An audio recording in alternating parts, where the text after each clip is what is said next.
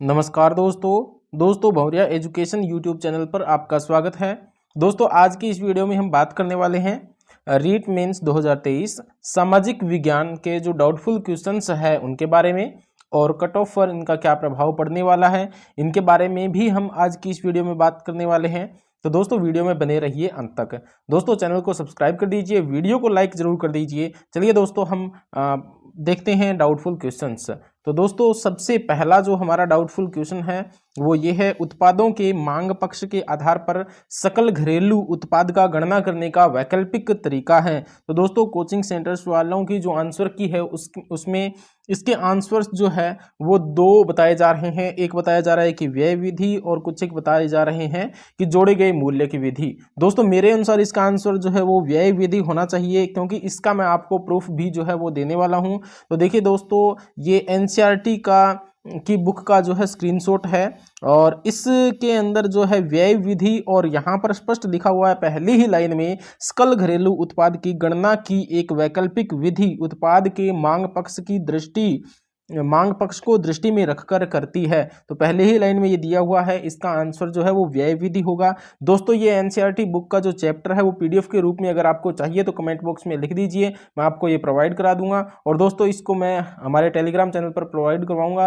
हमारे Telegram channel का जो लिंक है इसी वीडियो के डिस्क्रिप्शन बॉक्स में दिया हुआ है। चलिए दोस्तों बात करते हैं हम अगले जो डाउटफुल क्वेश्चंस हैं उनके बारे में। तो अगला जो डाउटफुल क्वेश्चंस जो है वो है, चंद्रमा पृथ्वी का एक चक्कर कितने दिन में पूरा करता है।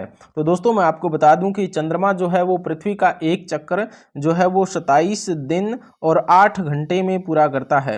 27 दिन और 8 घंटे में जो है वो पूरा करता है और इसका जो सही आंसर हो जाएगा वो हो जाएगा 27.3 दिन। इसका सही आंसर होगा 27.3 दिन।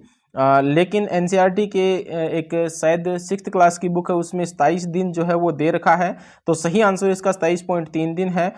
लेकिन यहाँ पर जो है इसका 27 दिन भी जो आंसर बताया जा रहा है और दूसरा आंसर 27.5 दिन भी जो है वो बताया जा रहा है। तो ये क्वेश्चन जो है वो डाउटफुल क्वेश्चन है।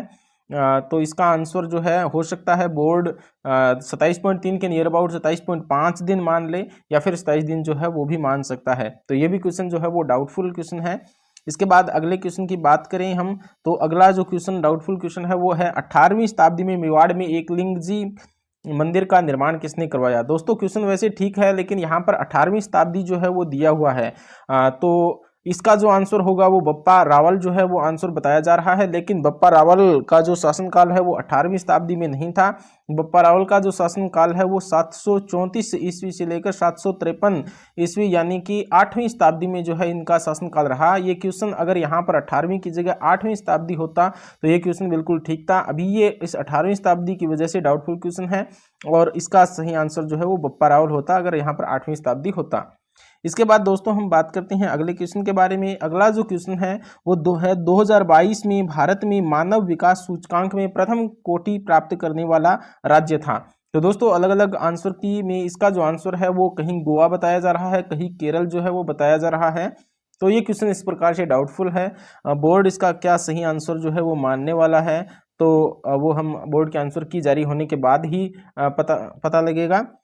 इसके बाद दोस्तों हम बात करते हैं अगले डाउटफुल क्वेश्चन के बारे में। तो अगला जो डाउटफुल क्वेश्चन जो है वो आ रहा है कि बिलारा चूना पत्थर क्षेत्र में स्थित नहीं है।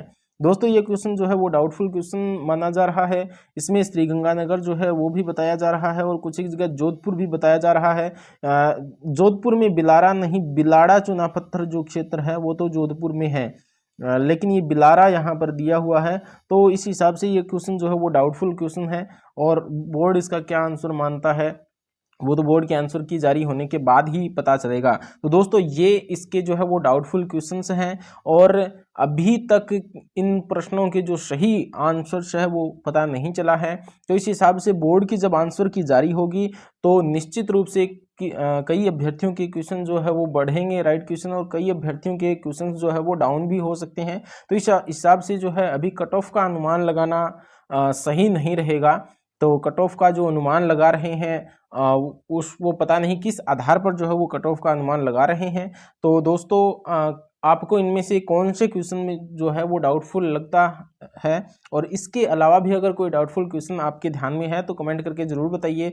और यदि आपको वो PDF चाहिए तो हमारे टेलीग्राम चैनल को ज्वाइन कर लीजिए, इसी वीडियो के डिस्क्रिप्शन बॉक्स में लिंक दिया हुआ है। आज की इस वीडियो में इतना ही। जय हिंद, जय भारत।